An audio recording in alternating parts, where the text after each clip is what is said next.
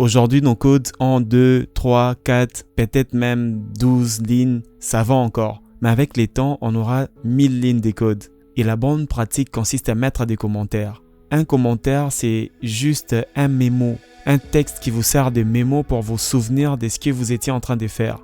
Ça peut aussi aider à d'autres développeurs de savoir ce que vous faites dans votre code. Et dans Python, pour mettre un commentaire, on commence par mettre les symboles dièse, alt gras plus 3. Et j'ai dit ici, je déclare la variable x. Et là, je déclare ma variable x à laquelle je vais affecter la valeur 24. Et je peux mettre encore un autre commentaire pour dire ici, j'affiche la valeur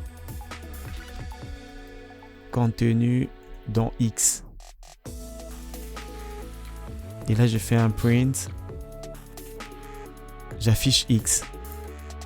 Donc, cette ligne-là me sert de commentaire. C'est ignoré par l'interpréteur de Python. C'est à vous. Ça vous sert à vous pour voir ce que vous faites. Ou à d'autres développeurs qui travaillent sur le même projet que vous. L'ordinateur ne prend pas en compte cela. Ça vous sert à vous pour savoir ce que vous faites dans votre code. Regardez quand je lance, on m'affiche juste 24 sans me mettre tous ces commentaires parce que ça ne me sert qu'à moi et rien qu'à moi ou aux développeurs qui travaillent sur le même code que moi, sur le même fichier Python que moi.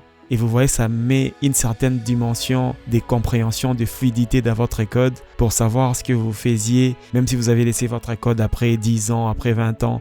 Une fois que vous revenez dessus, vous avez des commentaires qui vous éclairent sur chaque ligne des codes. Croyez-moi, ça peut être confus. Si vous laissez votre code pendant longtemps et que vous revenez, vous avez oublié déjà comment beaucoup de choses marchent et tout. Et les commentaires peuvent vraiment vous aider. Autre chose sur les commentaires, on ne met jamais des infos sensibles telles que les mots de passe, les numéros de compte bancaire. Ne venez pas genre vous dites mot de passe et vous tapez quelque chose comme attention à cela. Ce sont des infos sensibles. Si ça tombe entre les mains d'une tierce personne mal intentionnée, il peut pouvoir récupérer ces mots de passe et vous faire du mal. Ne mettez jamais des infos sensibles sur les commentaires. Merci.